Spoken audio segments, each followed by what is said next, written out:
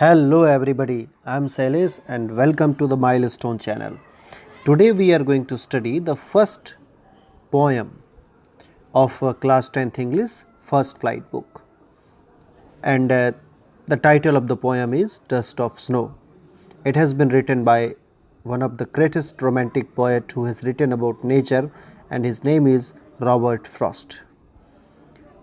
In this poem, Dust of Snow, the Robert Frost tells us about some bad omens.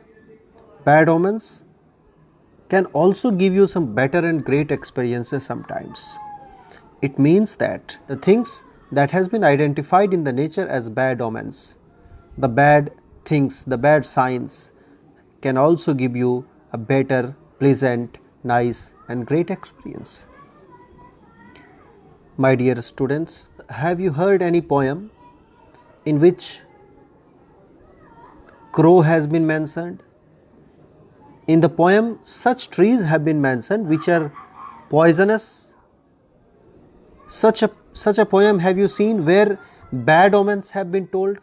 No. We always learn about the poems in which we see birds like nightingale, cuckoo, and etc. etc. The beautiful and pleasant birds of the nature. In the poem, we see the trees like mango, banyan, peepal, banana, the beautiful trees are mentioned in the poems.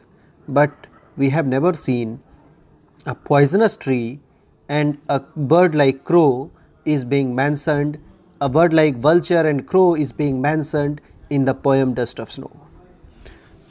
Actually, here in the poem Dust of Snow, the poet wants us to tell that sometimes the bad things which you thinks to be very bad and unpleasant and not good can give you better and great experience. I have repeated it again and again because this is the theme of the poem. So let's start the poem. The way a crow shook down on me the dust of snow from a hemlock tree. The way a crow shook down on me the dust of snow from a hemlock tree. कहता है कि जिस प्रकार से एक कौवे ने हिलाकर मुझ पर गिरा दिया, तो क्या गिरा दिया? The dust of snow. Let us learn here what is dust of snow. Snow means आप समझते हैं बर्फ. Dust means हमने बचपन से पढ़ा है धूल के कण, मिट्टी के कण. But here it is dust of snow means बर्फ के बारीक जो बहुत पतले पतले जो कण हो सकते हैं, that is dust of snow. My dear students, तो यहाँ क्या कहता है कि जिस प्रकार से एक कौवे ने मेरे ऊपर हिलाकर गिरा दिए कुछ बर्फ़ के कण, और कहाँ से ये गिरे? फ्रॉम अ हेमलॉक ट्री, एक हेमलॉक ट्री के ऊपर से. I would like to tell you here about hemlock tree.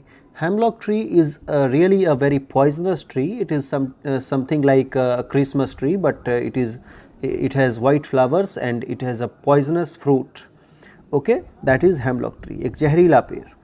तो यहाँ क्या कहता है कि एक कौवे ने मुझ पर हिलाकर गिरा दिए डस्ट ऑफ स्नो, यानी बर्फ़ के धूल, बर्फ़ के कण, और एक हेमलॉक ट्री के ऊपर से. अब देखो, हेमलॉक ट्री भी निगेटिव चीज़ है, बैड ओमन है. बैड ओमन मतलब बुरा अफसगुन है. और क्रो भी उसी प्रकार का, क्रो को हम लोग सैडनेस, डेथ, इस प्रकार के साइन मानते हैं. तो crow is also not a good sign in the nature. But ये दोनों बैड चीज़ें, बैड ओमेंस मिल करके अब पोएट को कैसा एक्सपीरियंस दे रही है, इस चीज़ को हमें यहाँ पर समझना होगा. Has given my heart a change of mood and saved some part of a day I had rued. देखो, रूट मीन्स क्या होता है? Let us learn here. It has been told held in regret. Okay, means जो चीज़ें पछतावे में बीत जाती.